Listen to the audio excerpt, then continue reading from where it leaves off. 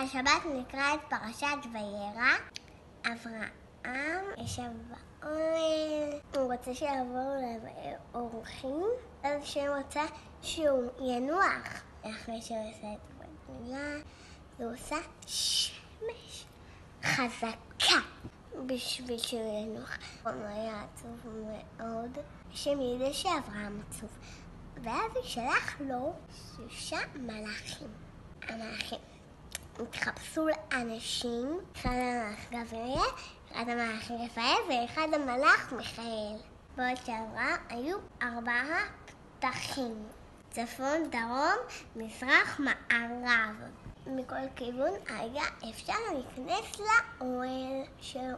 כשראה את האנשים, אז הוא רץ לקראת. ואז הוא קרא שתכין אוכל, ואז הוא רץ להביא אוכל לשולחן. תן מכין האוכל, הביאה.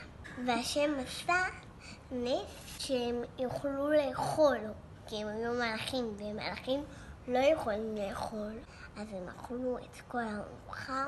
ואז המלאך גבריאל אמר להם שבעוד שנה יהיה להם תינוק.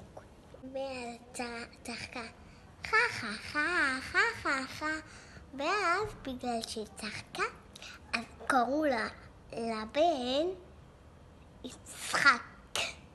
ואז כשהבן יצחק נולד, הם עשו חגיגה עם כל האנשים שהגיעו. נגמר השפעה.